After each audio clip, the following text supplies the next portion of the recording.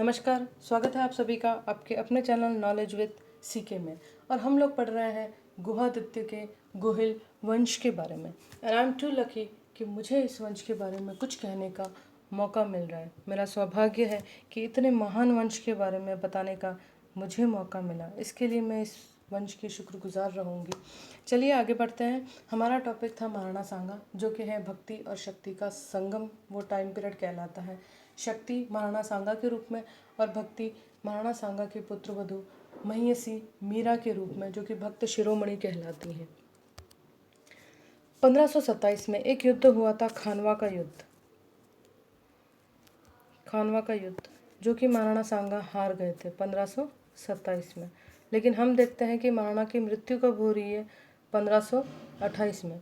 तो इनके जो ज्येष्ठ पुत्र हैं राणा रतन सिंह, उनका राज्याभिषेक कब हो जाएगा, 29 अक्टूबर 1527 को। लेकिन इनका जो शासनकाल है वो माना जाएगा 1528 से।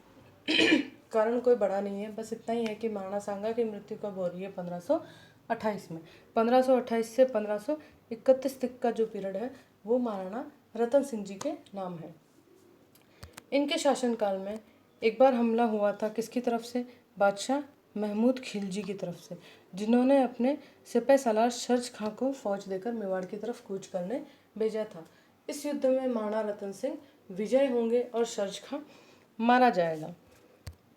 महाराणा रतन सिंह के दो छोटे भाई हैं, एक का नाम है विक्रमादित्य और एक का नाम है उदय सिंह जी। ये दोनों ही क्या है, अल्पायु हैं, यानी कि अल्पायु नहीं, अल्पवयस्क है, माफ़ कीजिएगा, अल्पवयस्क है, यानी कि अभी बच्चे हैं अगर देखा जाए तो इन दोनों को क्या है कि रणथंभौर के किले में भेज दिया जाता है इनके मामा सूरजमल जी के पास। राणा रतन सिंह जी की ये इच्छा है कि किसी तरह से रणथंभौर का किला भी चित्तौड़ में शामिल कर लिया जाए, यानी कि रणथंभौर को भी चित्तौड़ में मिला दिया जाए। इसी बात को लेके सूरजमल और रतन सिंह जी के बीच में होता है क्या, विवाद। दोनों के बीच में युद्ध होता है और दोनों ही इस युद्ध में वीर गति को प्राप्त होते हैं, राणा रतन सिंह जी भी और सूरजमल जी भी। अब अगर देखा जाए तो मेवाड़ में कौन है, राणा सांगा की मृत्यु हो चुकी है, राणा रतन सिंह जी की भी मृत्यु हो चुकी है, और राणा विक्रमादित्य जो हैं, जिनका टाइम पीरियड शुरू हो रहा है 1531 से, जब किसकी मृत्यु हो जाती है, राणा रतन सिंह की, जो अभी क्या है, अल्पवयस्क है। तो अब यहाँ का शासनकाल किसके हाथ में है, महारानी कर्मावती या कर्णावती, ये दोनों नाम इन्हीं के पढ़ने में आते हैं इतिहास में। कर्णावती, ये दोनों नाम हम लोग पढ़ते हैं, कर्मावती भी और कर्णावती, दोनों एक ही नाम है। महाराणा सांगा की पत्नी है और राणा विक्रमादित्य की माता जी हैं। क्योंकि राणा विक्रमादित्य अभी छोटे हैं तो संरक्षिका के रूप में कौन काम कर रही है, महारानी कर्णावती कर रही हैं।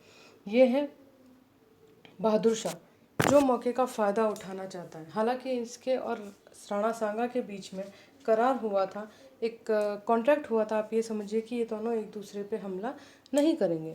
राणा सांगा के टाइम पीरियड में गुजरात, ईडर और मालवा के जो राजनीतिक घटनाक्रम था उसमें राणा सांगा का एक महत्वपूर्ण योगदान था, ये हम पहले पढ़ चुके हैं। लेकिन अपनी बात से पलटते हुए बहादुर शाह क्या करता है, यहाँ पर हमला करता है। एक बार तो करता है 1533 में। उस वक्त कर्मावती कुछ रुपए देकर इनको यहाँ से भेज देती है और ये चले भी जाते हैं।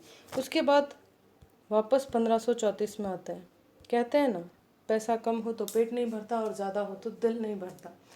तो मंशा तो कभी पूर्ण होती ही नहीं है और इनकी तो कभी हुई ही नहीं, वो वाली भावना है।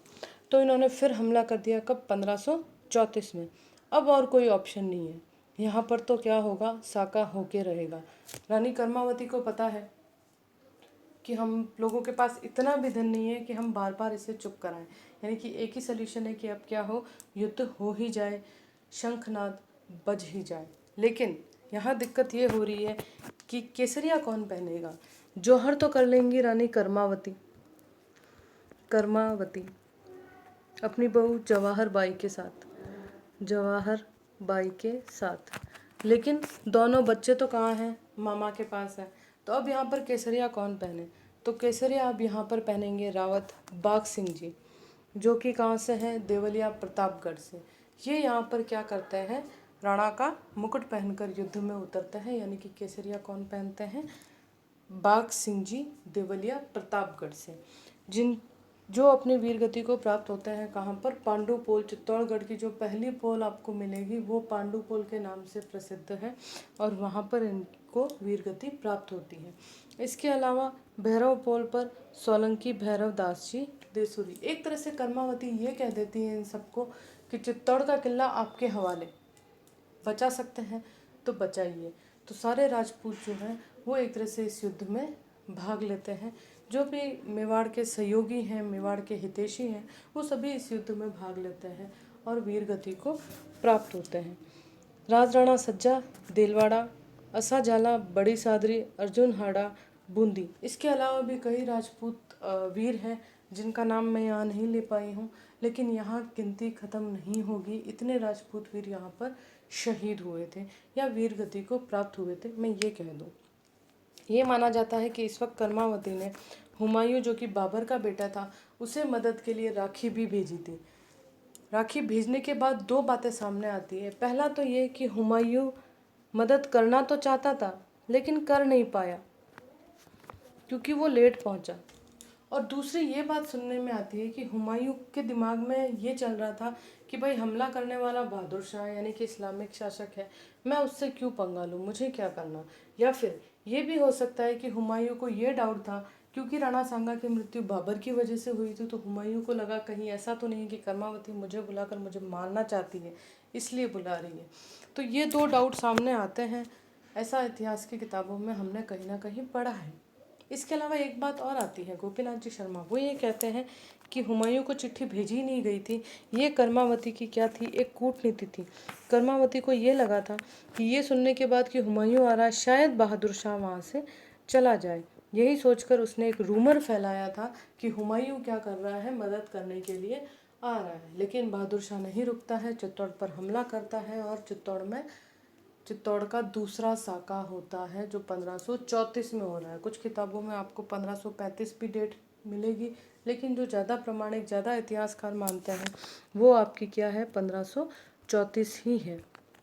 इसी डेट को इसी सन को ज़्यादा मान्यता दी गई है। डेट के संबंध में विवाद है इसलिए इसको कहीं लिखा नहीं गया। तो हुमायूं मदद के लिए यहाँ तो नहीं आया, लेकिन ये जानकारी आती है बाद में कि बहादुर शाह और हुमायूं चित्तौड़ से निकलने के बाद एक दूसरे से टकरा जाता है। कहाँ, गुजरात के बॉर्डर पर। और इसी बात का फ़ायदा उठाकर विक्रमादित्य वापस चित्तौड़ पर हमला कर कर उसे अपना बना लेते हैं, विक्रमादित्य। और अब वापस चित्तौड़ किसके पास आ गया है, गुहिल वंश के पास आ गया है। विक्रमादित्य का टाइम पीरियड क्या है आपका, 1531 से 1536 तक। 31 से लेकर 34 तक का पीरियड तो हम देख रहे हैं एक तरह से कर्मावती के संरक्षण में चल रहा है। 34 से 36 तक का पीरियड जो है वो किसके पास रहेगा, राणा विक्रमादित्य के पास ही रहेगा। 36 में क्या हो रहा है कि पृथ्वीराज उड़ाना का एक दासी पुत्र है बनवीर। वो बनवीर क्या करता है, इनकी हत्या कर देता है। किसकी, विक्रमादित्य की। क्योंकि मैं आपको बता ही रही हूँ कि विक्रमादित्य अल्पवयस्क है, यानी कि अभी भी वो इतने बड़े नहीं हुए हैं कि सारी राजनीति उनको समझ में आ चुके। शौर्य और कौशल तो उनके पास है, युद्ध करने की नीति उनके पास है, युद्ध कर भी सकते हैं, लेकिन एक कूटनीति जो होती है शायद वो इनके पास कम थी, दूरदर्शिता कम थी। बनवीर इनकी हत्या कर देता है उसी राजमहल में रहते हुए और विक्रमादित्य यहाँ पर मारे जाते हैं। इसके अलावा विक्रमादित्य का एक छोटा भाई है उदय सिंह।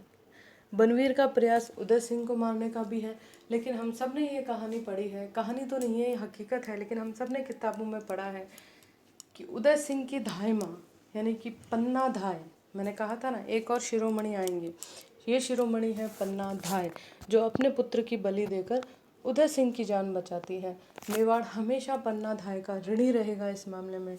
और क्योंकि पन्ना धाय इतना स्पेशल टॉपिक है तो मैं चाहूँगी कि उसका मैं अलग से एक वीडियो बनाऊं और पन्ना धाय के बारे में आपको पूरी जानकारी दूं।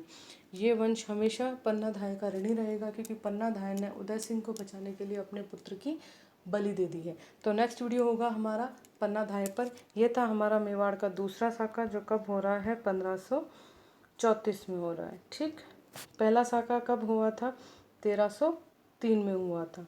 कौन थे उस वक्त, रावल रतन सिंह जी थे। केसरिया रावल रतन सिंह जी ने पहना था और जौहर किया था रानी पद्मिनी ने। सामने कौन था, अलाउद्दीन खिलजी। 1534 का साका रानी कर्मावती जौहर करती हैं और केसरिया पहनते हैं बाग सिंह जी, और सामने कौन है? बहादुर शाह। ठीक, नेक्स्ट वीडियो हमारा होगा पन्ना धायक पर। तब तक सुरक्षित रहें, खुद का ख्याल रखें। Have a wonderful time ahead. Thank you for watching this video.